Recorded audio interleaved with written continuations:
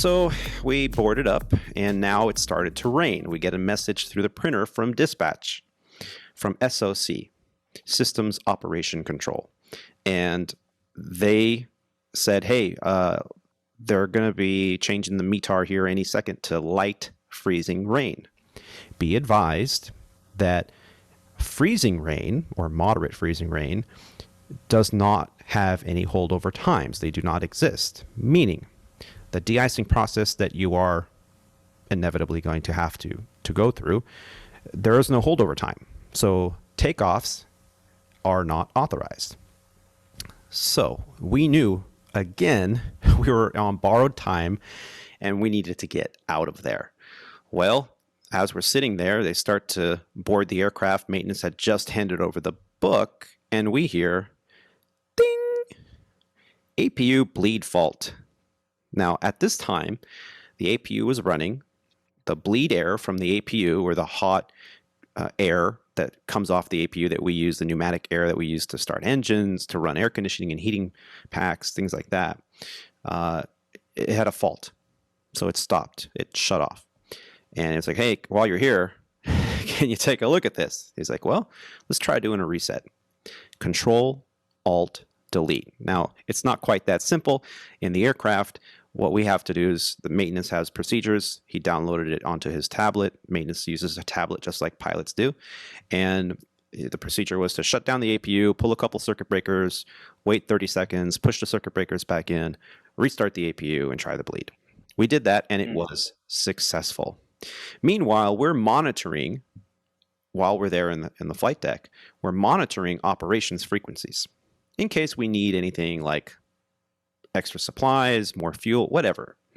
So we're monitoring the frequency, and I'm hearing on low volume in the background, yeah, we have APU bleed fault. We're going to call maintenance. Oh, yeah, we have an APU bleed fault too. 20 Airbus A320s had the exact same ECAM message. Electronic Clue Alerting Messaging. I forgot what it already stands for. So we've said it like 4 or 5 times in other podcasts. And one of those things. It's an ECAM. That's all I need. ECAM. Yeah. So we got this ECAM message, and 20 other people. Now it was raining heavily. It wasn't quite freezing rain, but the temperature was 00, so centigrade. So it was right at the freezing point, and that's what the dispatcher was saying at that time. They were sending us this message: hey, you can anticipate they're changing it to freezing rain. If it's light freezing rain, you do have holdover times. Consult the chart. But if it's moderate or greater freezing rain, you're done. So the procedure was successful. He handed us back the book. We're now boarding the aircraft. Life is good. We're all just wanting to get out of there. We didn't want to be stuck in Dallas with the weather.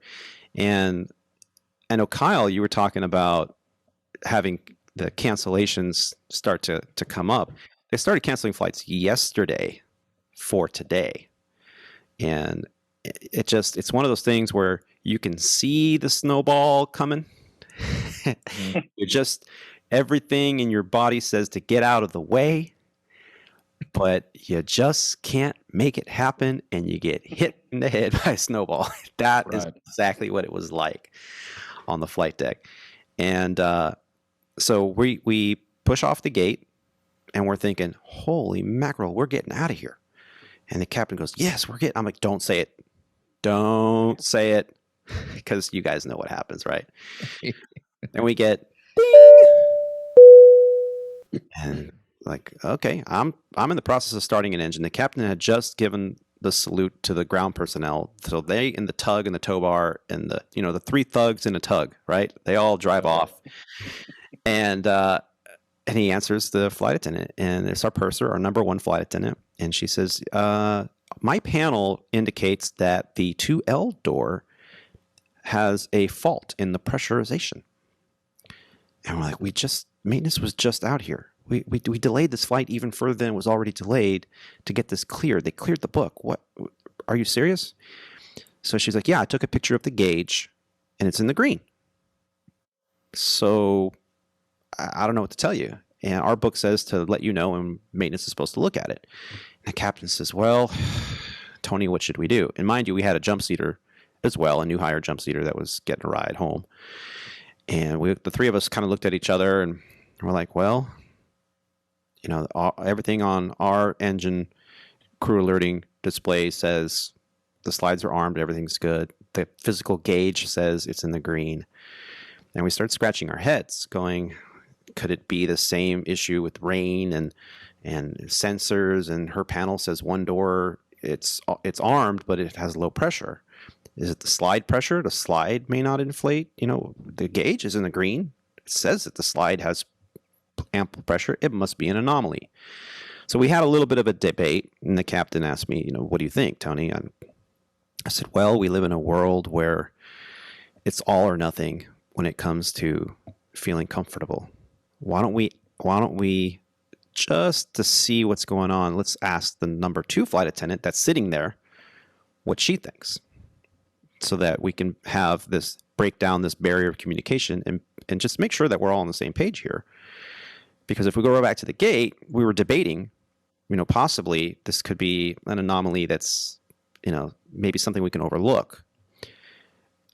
But at the same time, I'm thinking anything were to happen, we're the ones that are going to be on the carpet doing the dance. So just as a process, we had the number 2 flight attendant come up and talk to us. And she said, I don't feel comfortable sitting there. That door might swing wide open during flight. I don't even want to sit there for takeoff. I'm going to go sit somewhere else. And the captain goes, wait a minute. No, the door doesn't swing open. It's mechanical. It's the slide pressurization is what you're telling me. The fault is on your panel. We don't even see your panel. But everything physical is saying that there's pressure, that it's good. So we're kind of just trying to get your take on things, because you guys are the ones that are back there 24/7. We're, I don't feel comfortable with this. I need to go back to the gate. He goes, okay, well, let's see what happens. Well, we're finishing our flows and our checklist. Now I'm trying to get a word in edgewise with ramp to say, hey, let's go back to the gate. And I always leave, I can listen in on the communications that are happening in the cabin. And I like to leave that on my radio control panel at very low volume from pushback until takeoff. And when we're number 1, I mute it so that it's not a distraction. And then after 10,000 feet, I reselect the cabin intercom on, because more than once it's happened where they're asking for a doctor on board. Before they talk to us, they're taking care of a medical emergency or a passenger that's being disruptive.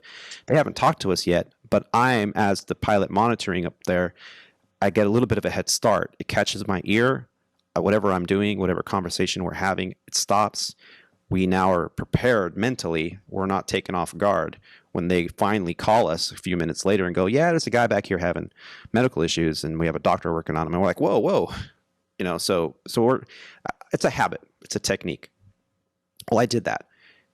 And I hear them having a conversation about, I don't feel comfortable with this. We can't I'm going to call my in-flight manager and I'm going to have to report this and stuff. And both of us, actually all 3 of us up there, all look at each other like, give us time to resolve this.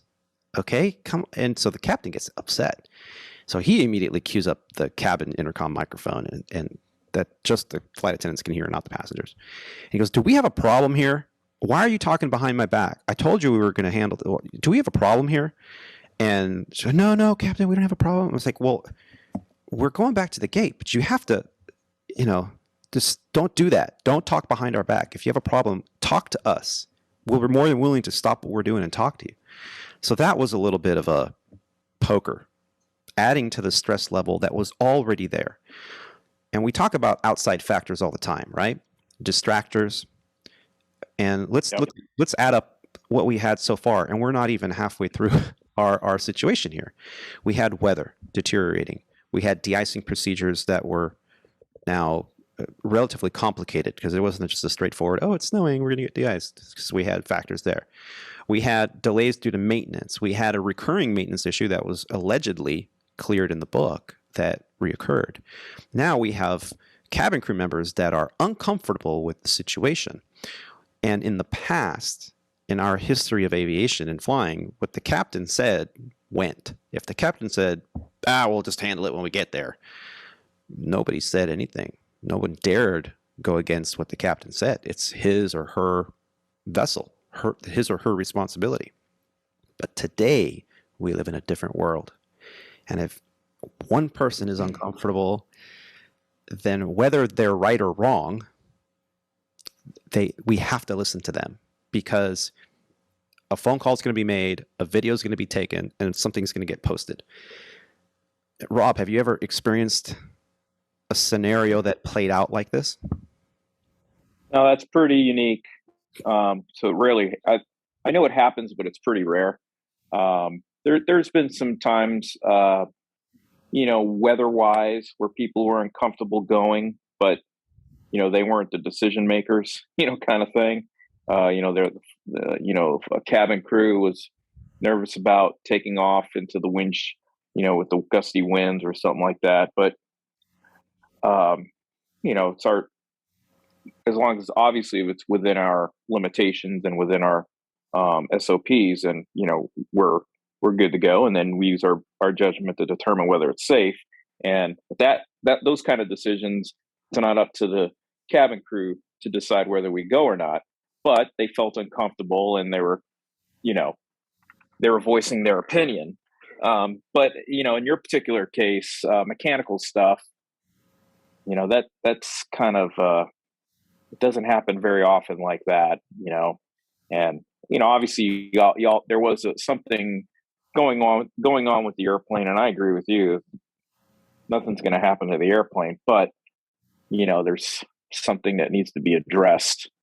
And since there's more than one or two sets of ears that are behind the door of the airplane, then that's already too late. You kind of have to address it with maintenance. But yeah, that's crazy, man. Yeah, with all the external distractors and the weather pressing, I mean, see, and this is part of the whole experience stuff that we continuously talk about, as another factor where you kind of have to use your blinders or your earmuffs to try to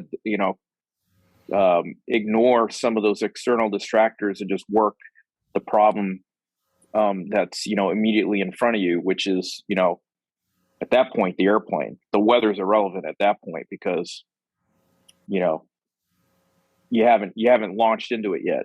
Yeah, that's just something on the horizon. You have to take care of the immediate. Now, this goes against the human factors that we discuss as aviators from the very first day of our private pilot training. Is we are so focused when we're learning to fly that we have this tunnel vision, this laser focus, because we're trying to keep it on the rails within PTS or whatever you call it nowadays. And as you get more experience, your field of vision widens. And now you can kind of get a bigger and bigger picture until you see the whole picture, hopefully before you upgrade to become the command of an aircraft pilot, PIC. Now, Kyle, you deal with a lot of student pilots, cadet program. You're mentoring quite a few people right now. Our hiring practices from now and into the future are going to be out of control. I honestly don't know how the airline companies here in the U.S. are going to be able to keep up with the demand and the numbers that they keep publishing. Having the background that you do, how do you see this from a more, I hate to say company perspective, but how do you see this from a perspective of protecting your certificate? Well, Tony, safety is always going to be the number one issue. Is the airplane is safe to go? The weather safe to go? Obviously, you make those decisions as a crew. But in this particular case with the door, if they didn't feel comfortable, if maintenance came on, said it was okay, if everything indicated up front, if they're still getting panel issues in the back, maybe come back to the gate and get it checked out again. And if somebody's uncomfortable, you can't force them to go. That's just the number one thing. Everybody's comfort level is different on whatever situation you're facing. And in this case, would a return to the gate and get it looked at again. And if that flight attendant needed to be removed, then so be it. Or if it was that big of an issue, find another airplane. But yeah, everything goes back to safety, and you guys hit the nail right on the head. Between all the phones, recording, the he said, she said. It's your word against their word, but at the end of the day, as a PIC, you're not only looking after the airplane, you got a full crew you got to accommodate in situations like this. Yeah, and this is what ended up happening. Just like you said, we had to make these decisions as a crew, and although we kind of saw it as, hey, in our experience, it wasn't really a safety to flight issue because we believed at the time with the information that we had that everything was in the green, and this electronic or computerized panel, a touchscreen panel that they have there in their galley, says there's something was wrong with the pressurization of the door. It just said door slide fault. That's all it said. So we thought it was the door slide. Well, we were like, hey, you know what? I know we were kind of leaning towards getting checked out where we went, which the company would always say, no. Liability is what runs airline companies, not safety, not money, not customer service. Liability. The company is going to protect themselves from being liable. So they'll always back up a crew that makes a decision to return to a gate, delay a flight, cancel a flight because of safety, because the repercussions of something happening where it could have been avoided are too great of a loss, financially, reputation-wise. I mean, everything. So we're like, you know what? I know we're kind of talking about this, but at that point, the captain goes, yeah, we're going back to the gate. We kind of already decided that, but now it was like just in your face. And so we went back to the gate. What I didn't like about the flight attendants was them all talking amongst themselves and not talking to the flight crew. There's the first issue. Yes. That if anything would have come up, that would have been, well, we weren't notified in the cockpit, and we're a crew. We're supposed to communicate, and in this case, it didn't happen. And luckily, you guys were listening in on the conversation. I don't know how many crews do that, but you guys were listening in and caught it prior to any issues, because let's just say, hey, you're doing your after start checklist and your flows and all that. We're all right. We're mentally thinking, okay, we got to get de-iced. We're behind schedule. We have a limited window to get airborne. And in the back, they're talking about, I don't feel comfortable. I'm calling my manager. Well, how do you know while we're taxing out that they don't feel comfortable without calling you guys? You don't. Right. So, and that's one of the first things that we brief, that I've picked up on a lot from a lot of captains. And even when I've been in the left seat with people, if you have any issues, we're a crew, we got to operate together, speak up. Any issues, any problems, any safety related things, speak up, because that's how things get resolved. Yeah. Well, it gets better, because when we returned to the gate, remember earlier I said there were 20 aircraft that had APU bleed faults happening. Obviously, you don't get 20 airplanes having the exact same error message unless there's a common denominator, and that was heavy rain at a freezing point. So clearly there was a sensor in the APU bay, which is in the tail cone of the aircraft, that had some kind of problem with the moisture level or the cold. The cold, not so much, because when you're flying at altitude and when you're operating in cold weather, you never really see this. But with all the heavy rain, clearly some sensor, some cannon plug, some electrical component was being shorted, causing the bleed valve to not know if it was open or closed, or be in an intermediary position. And because of that, the fault would automatically close the APU bleed valve. Now you don't have pneumatic air to do things like start engines, run heating. So we knew that maintenance was going to be overwhelmed, and it was going to be now a long period of time before we got the service that we were requesting. We returned to the gate. Now we had no jet bridge driver. Now, Dallas is famous, at least for Legacy Airlines, for using an electronic component that's called the DGS. The DGS is the digital guiding or gate guidance system. And what happens is, instead of needing a guideman or wing walkers, and I don't know what the woke terminology is for guideman, guide person? Yeah, that's probably it. Yeah, so you don't need that. All you need is the DGS, and it tells you, first it identifies your aircraft, so you have to identify that, like if you're flying a 321, it should say 321-200, and once you get within, I think, 35 feet, it starts giving you a countdown. Tells you left, right, tells you slow down if you're going too fast, and then once it counts down in 10, 9, 8, 7, 6, 5, 4, 3, 2, 1, stop. And that's when you stop, set the brake, shut down the engines. At that point, the clock stops. The flight crew stops getting paid. It is no longer the parking brake set and a door open. 16 feet, Tony. Oh, once you get to within 16 feet? No. It stops within the 16 feet. So if you don't see a jet bridge driver, just tell the captain to stop just short of 16 feet, because then you're still on the clock. So almost stop at 17 feet. Yes. Oh, stop at 20 feet. Yes. But here's the problem.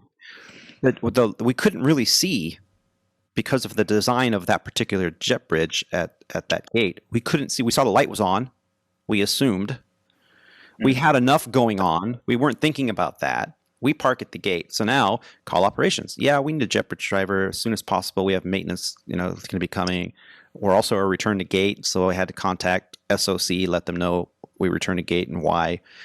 Now we had to make PAs to the passengers. We had already made PAs throughout the whole process. This is why we're returning to the gate, ladies and gentlemen, this and that.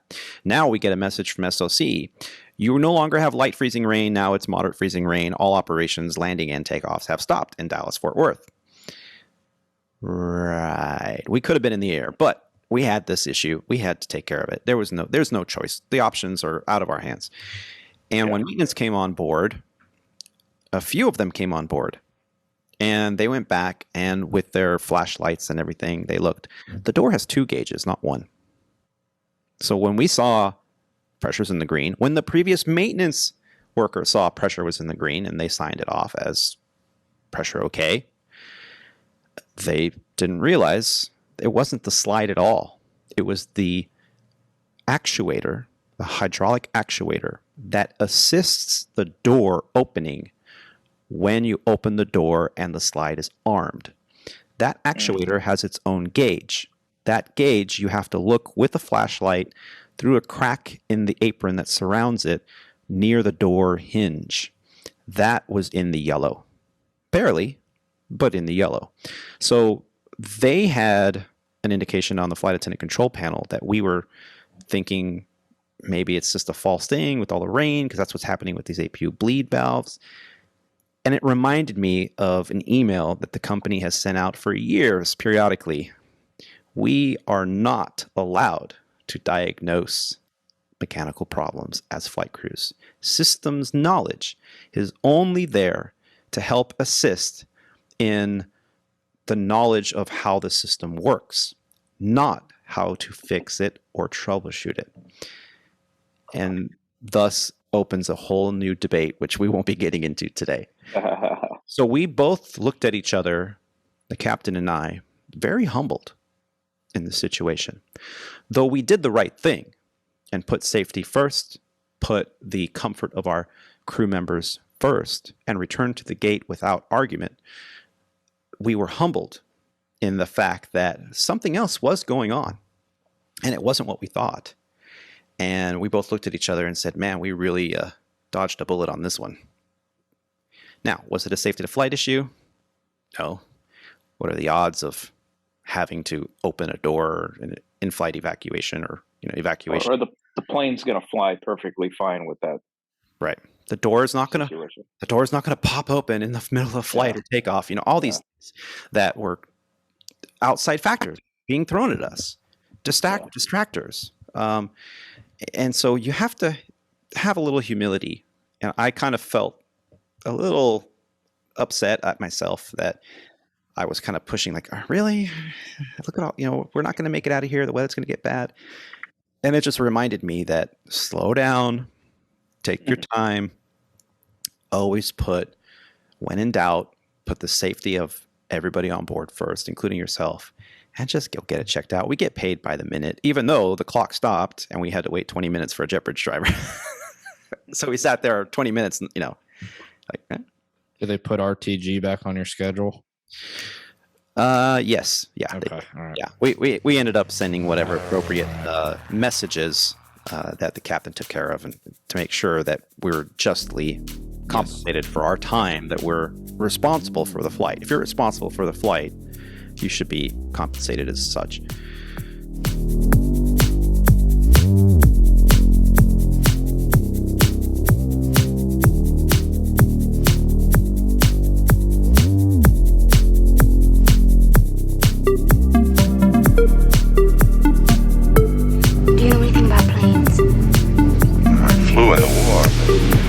Time ago. I wouldn't know anything about it. Do you know anything about planes? Do you know anything about planes? Can you fly this airplane and land it? No, not a chance. No, not a chance. No, no, no.